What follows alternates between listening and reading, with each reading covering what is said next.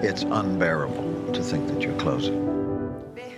In the new film Tasting Menu, one of the greatest restaurants in the world is closing. Welcome back to Arise on Screen. I'm Mike Sargent. With food as the film's centerpiece, patrons gather to learn lessons and find love around a memorable meal. I recently sat down with the film's award-winning director, Roger Gual. So tell me a little bit about putting together, you've got all these different characters, and it's almost like a multi-course meal where you've got a little something for everybody. There's a little drama, there's a little comedy.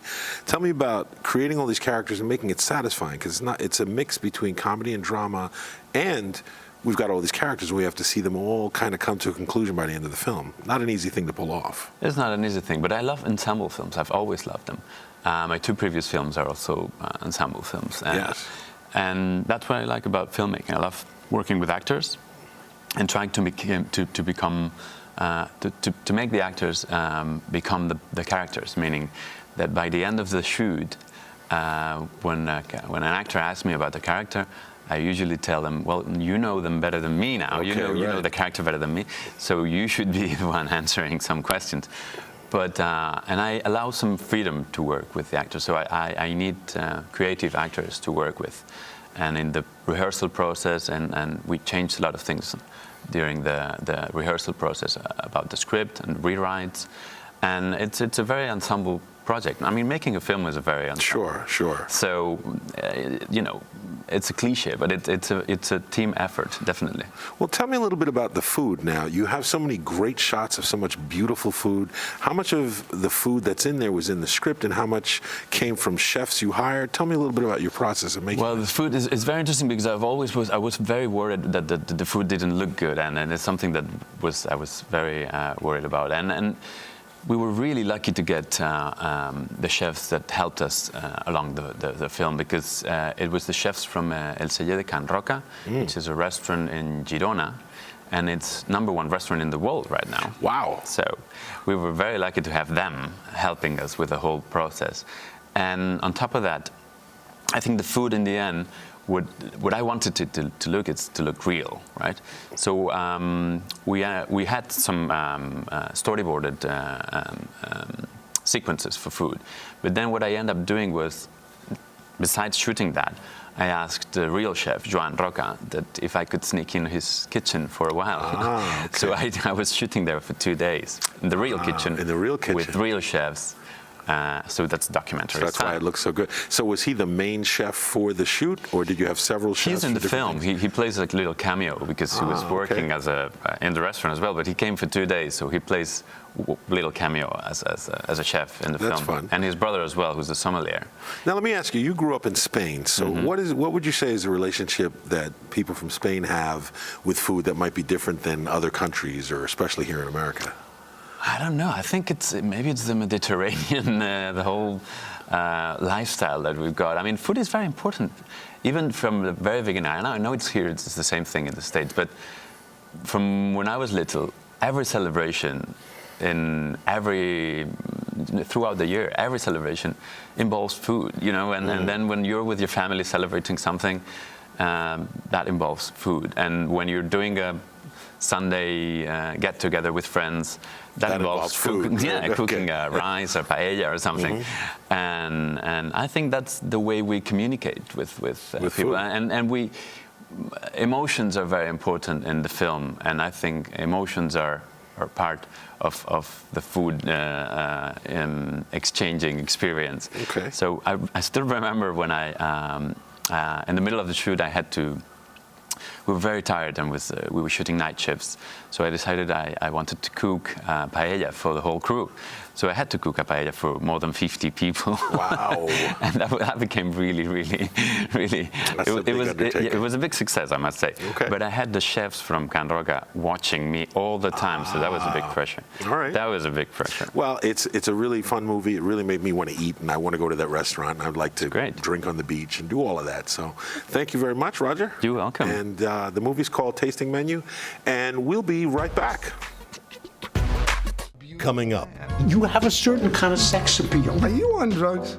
In Fading Gigolo, writer-director John Turturro is the Gigolo, and Woody Allen is his best friend and pimp, in need of cash and with the help of an all-star cast Turturro and Allen turn to the oldest profession. So this is what you do? I guess so. Next, on Arise on Screen.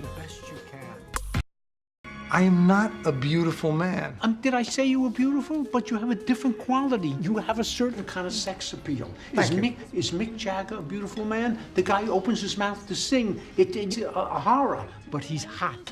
Mick is hot, and that's what you have. Let me ask you a question.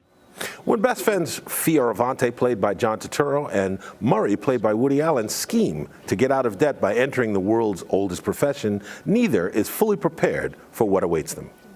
Hi, I'm Mike Sargent. This is Arise on Screen. Today I'm joined in the studio by film critics Jackson Murphy and Justine Browning. Now, I have to start with you, Jackson. Now, there's a movie about gigolos, okay? Right. And you felt that you didn't find him believable as a gigolo, and you were not that engaged throughout most of the movie, and you thought the loneliness message was done before. Yeah, he took a lot of the elements of a Woody Allen movie very much throughout this film. I just thought he was a little old for the character. It's the kind of role that Woody would have played back in the day, or somebody younger now, but obviously when you have the opportunity to direct a movie like this and to act with Woody Allen, you got to do that, obviously. I agree with him. Right. Well, now, you got a little more out of this movie, I think, than Jackson did, and you thought that it was... Now, I agree with you, because I really, really like this movie, more than both of you. So tell me why you liked... You took you out of the movie to see him as a gigolo, but you said you really liked the script and where it went. Well, first of all, it's so nice to see something different that isn't the same old thing. A lot of the scenes, the music, the staging, the performances, the characters were something that I don't think we see often. And number one, it's a film about, post-45 or post-50 life and sexuality and relationships and how you navigate those. And we don't see that often. True. Well, I agree with you. Now, what I liked about this movie is that I thought it was smart. I thought it's, the premise, John Turturro's a gigolo and Woody Allen is his pimp. That alone, I like the movie. But I also thought it's interesting because, with the exception of American Gigolo and maybe Midnight Cowboy, you don't really see the male prostitute character. Now, actresses, on the other hand, have won Oscars for it, from Jane Fonda and Anne Hathaway. Julia Roberts was nominated for Pretty Woman. Elizabeth Shue, Leaving Las Vegas. Exactly. Jodie Foster, Taxi Driver. That's right. So it's an Oscar bait movie for women to play prostitutes, but for a man, I thought it was interesting also because he's not a great looking guy.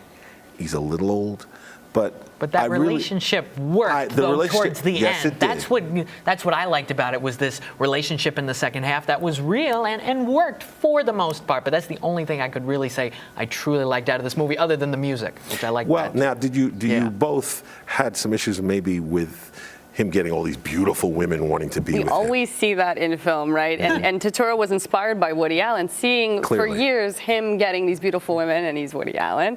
And we don't see the reverse, of course, but aside from that, I think it was refreshing to see him winning these women over with his personality, because the performance is so strong. It really comes through, his strengths as an actor. Yeah, personality works. And I thought his writing came through. I thought it was very strong. Yes. Where the movie went, I did not expect the Hasidic community and the Liev Schreiber character, all of that. I thought it was pretty good, and I won't give away the ending. I liked that the ending was bittersweet. I agree. You didn't? I see. A little bit. Maybe in 10 years you go back and watch it again. We'll see. Good to see Woody in a role that he didn't direct and write. I heartily agree. We should see All right, more we're going to move on. Okay. Our final film is Half the Road. It's a fascinating new documentary about professional female cycling. The movie is directed by pro cyclist Catherine Bertine, and the film covers both the love of the sport and the issues of inequality that female athletes face in a male-dominated profession. And I think the issue of equality is broader than just sports. When we're living in a democracy and you're equal, everybody's equal. Some people shouldn't be more equal than others. Oh no! Oh my God! Disaster!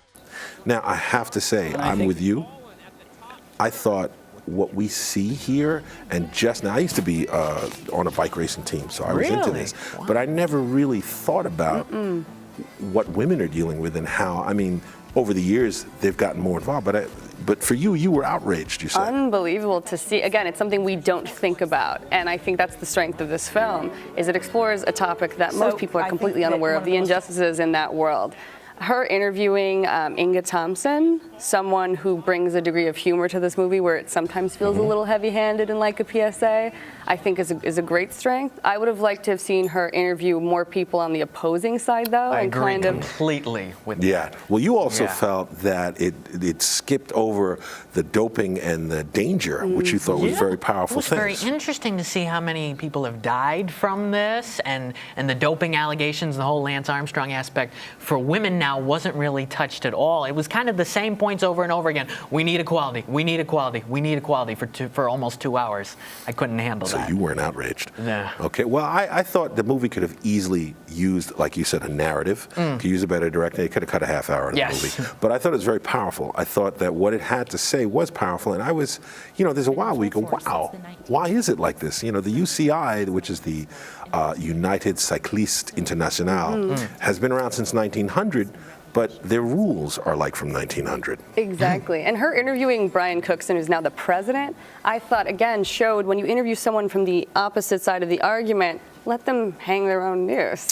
You know? I agree with you. And he did not come off well. And I think that would have worked if she had talked to more people on his side. That was the best portion. Well, they did. Yeah, it was the best portion. And some of these people, like the really high-ups, refused to talk. So Right. I thought it was very interesting. Very Okay. interesting, very enlightening film. Yeah, I agree. Though, yeah. It was a little preachy A little for bit me. preachy. A little yeah, preachy, a little yeah. bit preachy. Yeah. Well, it's been a lot of fun. I really enjoyed. We could do this for like another half hour. Yeah, I'm sure. absolutely. So thank you both for coming down. Thank you so much. Thank you. Justine, Jackson. Thanks. JJ. JJ. My normal name is John, so. Okay, I could fit in JJ. here. We got it. I'm Mike Sargent. This is Arise on Screen. And we'll be back next week to talk more movies here on Arise on Screen. You know,